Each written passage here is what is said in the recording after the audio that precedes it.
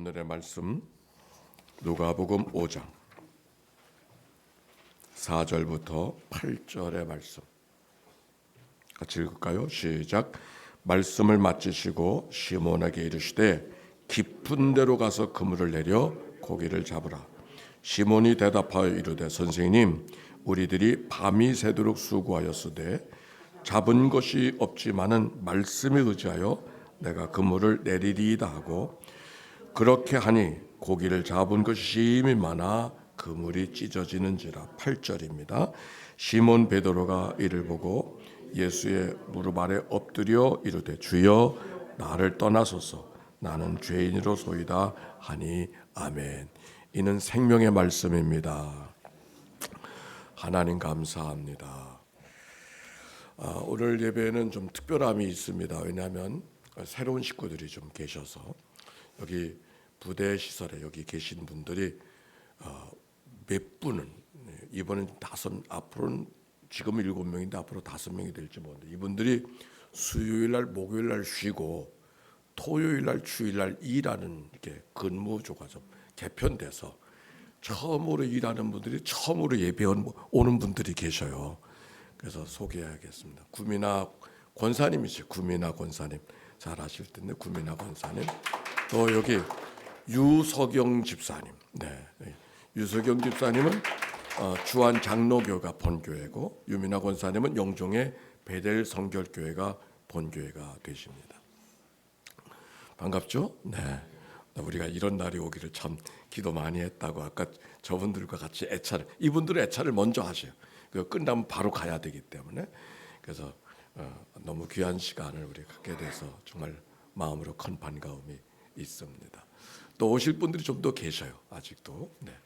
그리고 오늘 보니까 이정은 집사님 조장돼가지고 처음 오셨어.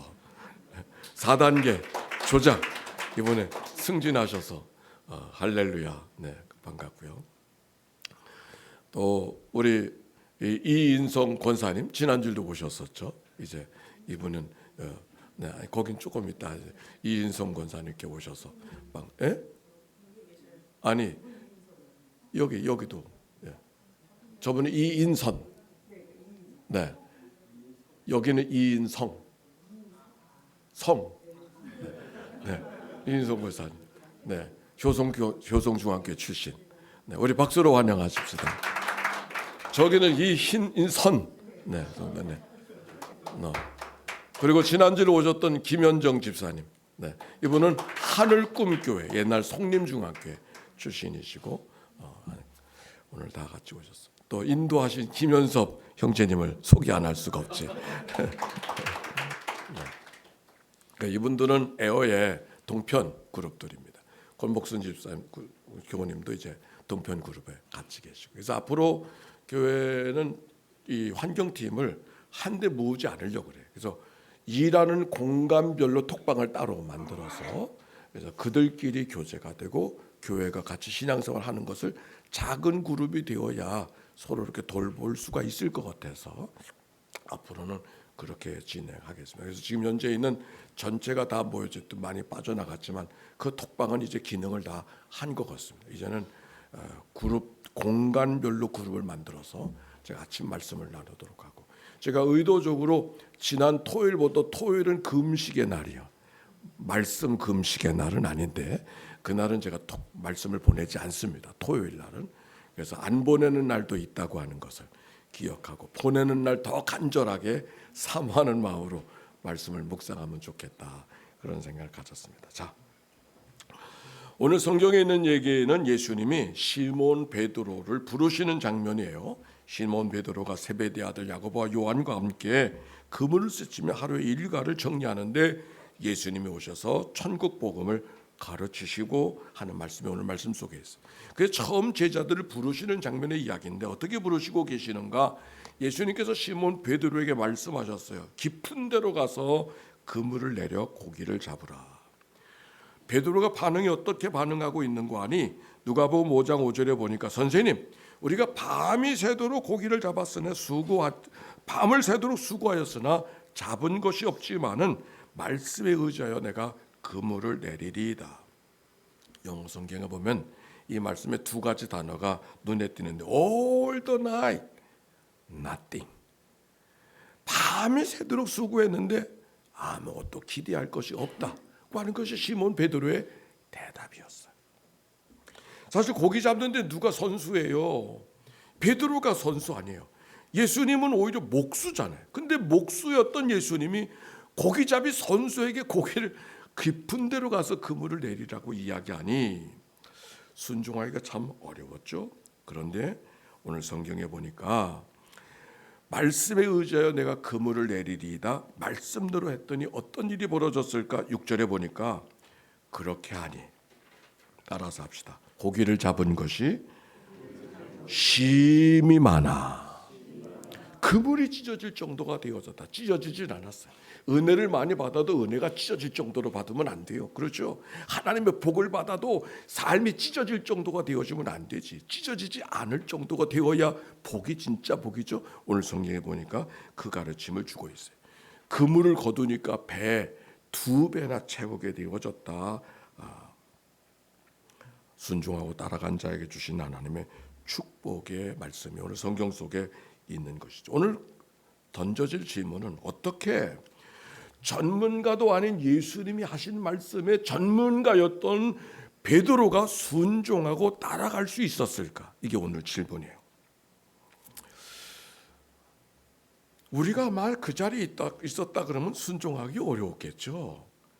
내가 전문가고 내 경험은 지금 밤새도록 옛날이 아니라 바로 전에 지금 그물 내리고 왔는데 아무것도 잡은 것이 없었는데 어떻게 그물 내리라고 하는 말씀에 베드로가 순종할 수 있었을까? 말씀 안에서 답이 있어요. 성경에 보니까 5절에 저를 다 한번 따라서 해주실까요? 내가 말씀에 의지하여 내가 말씀에 의지하여 그물을 던지리이다. 한번 해보세요. 시작. 내가 말씀에 의지하여. 네, 여기에 말씀에 의지하여라고 하는 말씀. 오늘도 말씀을 듣습니다. 말씀을 듣는 자는 그렇게 중요하지 않아요. 무엇이 중요한가?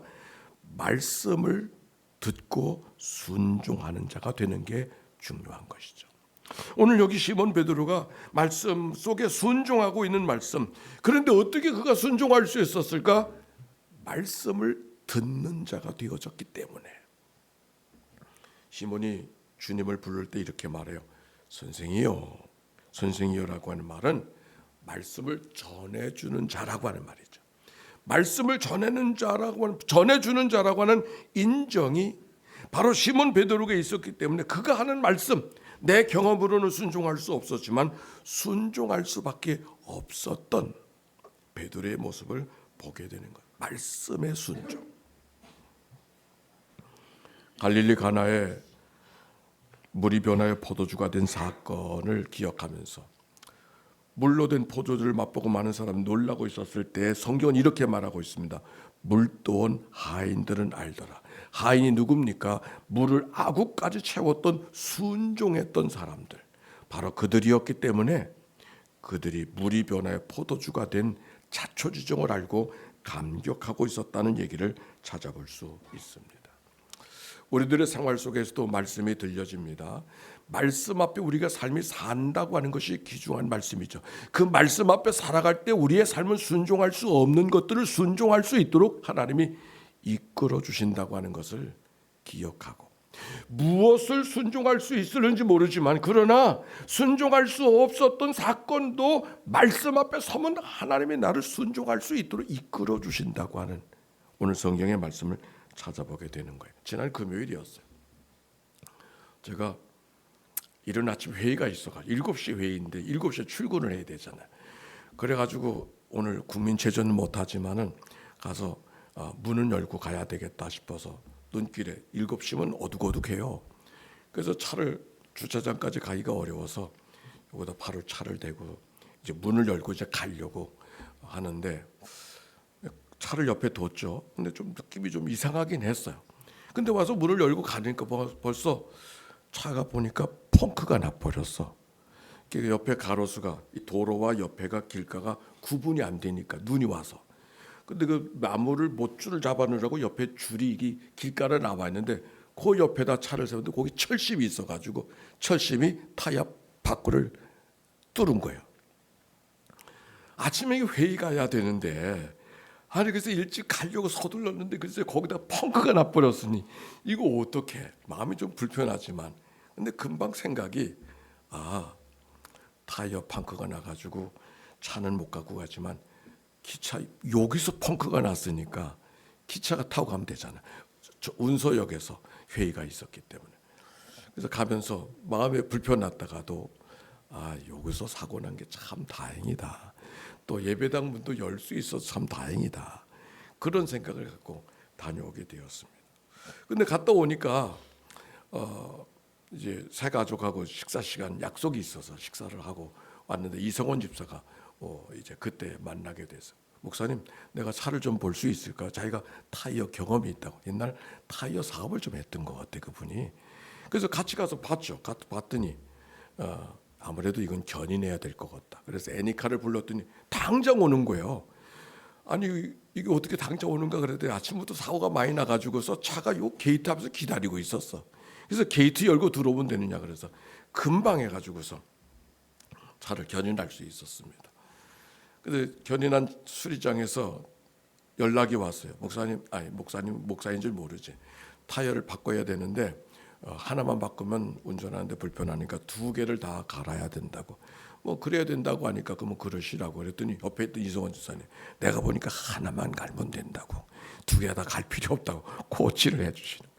그래서 하나만 다시 전화해가지고 가지고 거기서 어딘가 그랬더니 운서역전 앞에 있더라고요. 그래서는 불편할 거 없이 다시 기차를 타고 오후에 저녁에 퇴근하면서 거기 가서 차를 픽업을 해가지고 가는데 생각해 보니까 이게 얼마 전에 제가 윈도우 브러쉬 워시액이 넣자마자 다 빠져가지고서 요즘에 이걸 못 돌리고 있거든요. 누면 빠지니까. 근데 수리점에 가야 되는데 수리점에 가면 또 이것저것 볼 것이 많이 있다 그래서 말도 못하고 그냥 지나가고 있는데 간 김에 물어봤죠. 그랬더니 간단하다고 해서 그것도 이제 수리할 수 있게 되어졌고 아주 타이어를 바꾸니까 운전감도 상당히 좋아가지고서 잘 올 수가 있었습니다. 불평하고 한탄스럽고 안 된 일이 계속되어지고 기대한 것이 기대한 대로 안 돼서 마음의 불편함이 있었었는데 오히려 범사에 감사라고 하는 주님의 말씀이 뭔가를 다시 기억할 수 있도록 내 마음과 생각을 돌이켜 주셨습니다. 오늘 여기 성경에 보니까 순종하기 어려웠지만 한 가지 사건이 또 있어요. 밤이 새도록 수고하였으나 내가 얻은 것이 없지만은 자기 한계를 경험했던 베드로였었기 때문에 오히려 주님의 말씀에 순종할 수 있었다고 하는 것. 여러분 이런 말 들어보셨나요? 밤이 밤을 밝힌다. 어거스틴이 한 말이에요. 밤이 밤을 밝힌다. 사실 낮 동안에 있으면 밤이 그냥 밤일 뿐이에요. 근데 밤 속에 있을 때 오히려 그 밤이 빛을 볼 수 있게 하고 별을 볼 수 있게 하고 밤을 벗어날 수 있는 길을 만날 수 있는 거죠. 어떤 분의 책 가운데 자유론이라는 책에 이런 글이 나와요. 진리가 진리인 것은 그 사실이 진리였기 때문이 아니라 비진리와 치열한 다툼이 있었기 때문에 진리가 되어졌다. 우리가 세상에 진리라고 이야기하는 것은 많이 있지만 그러나 모든 게 진리가 아니죠. 진리라고 생각하는 것은 저절로 진리가 되는 것이 아니라 지당한 말씀이기 때문에 진리가 되는 것이 아니라 그 진리가 되기까지는 뭔가 치열한 비진리와의 다툼이 있었기 때문에 만천하의 진리가 된 거죠. 아마 우리 한 사람 한 사람이 신앙인이 되기까지는 어려서부터 어머니가 예수를 잘 믿고 신앙생활 잘하는 가정에서 자라고 성장하다가 예수 믿는 사람도 없지 않겠죠. 그러나 어떤 사람들은 오히려 인생이 내 마음대로 되는 것이 아니라고 하는 삶의 절벽을 경험하고, 그래서 하나님 앞에 항복한 자가 될 수밖에 없어서 하나님 앞에 한 걸음 한 걸음 다가서게 하다가 오늘까지 온 사람이 더 많을 거예요. 오늘 여기 시몬 베드로, 어떻게 그가 주님의 말씀 앞에 순종하는 자가 되어질 수 있었을까?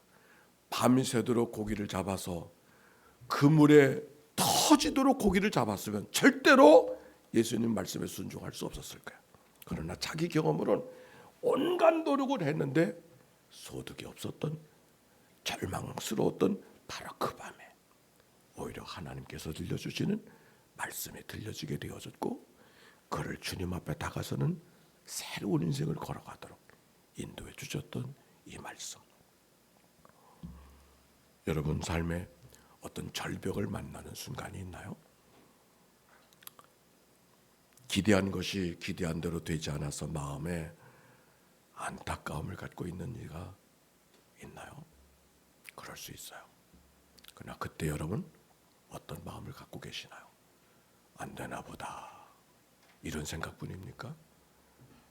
오늘 성경은 바로 그때가 하나님이 여러분을 새로운 길로 인도하시는, 새로운 기회에 시간으로 만들어 가시는 역사가 있음을 성경이 말하고 있습니다. 8절입니다.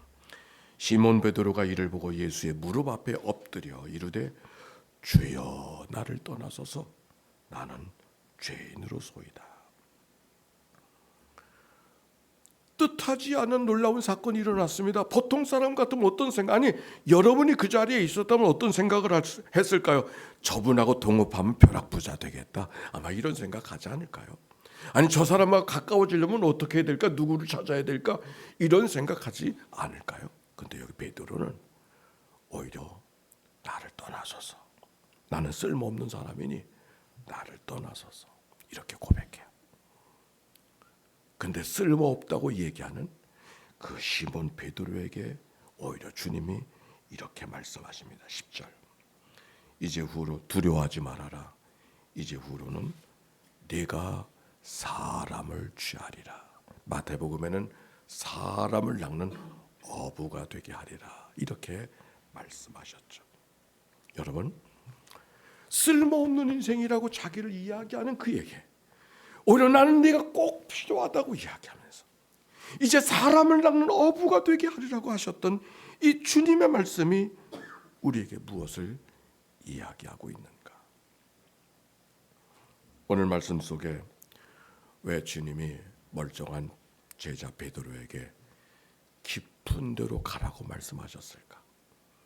깊은 데라고 하는 것은 물가의 깊은 데를 말하는 것이 아니라 오히려 고기잡이로 인생을 살아가던 베드로에게 새로운 인생을 걸어가도록 그를 흔드시고 새로운 삶의 여정을 갖고 살아가도록 인도하신 하나님의 도전의 말씀이 이 말씀 속에 있는 것을 깨닫게 되는 것이죠. 아마 시몬 베드로, 이 사건이 없었다면 어떤 삶을 살았을까요? 아마 잡은 고기로, 오늘 고기 많이 잡았네, 아니 오늘 고기 대단히 많이 잡았네, 오늘 못 잡았네, 그저 고기잡이로 인생이 희노애락을 맛보며 살아간 그것으로 끝날 인생이 베드로였었죠.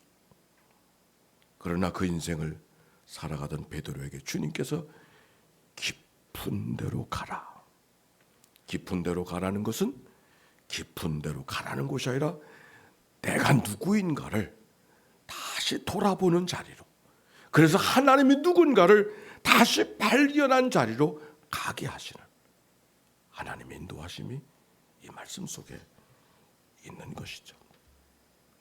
베드로가 자기를 어떻게 돌아봤습니까? 자기는 그래도 대단한 인생인 줄 알고 대단한 쓰임새가 있을 줄 알고 대단한 고기잡이인 줄 알았던 거, 틀린 거 아니죠. 그러나 베드로는 뜻밖의 깊은 데로 갔었을 때 내가 아무것도 아닌 것을, 죄인이요 할 수 없는 인생인 것을 깨닫게 되어지고, 죄인이요 무익한 인생인 것을 깨달았을 때 비로소 난 내가 꼭 필요하다고 말씀하십니다.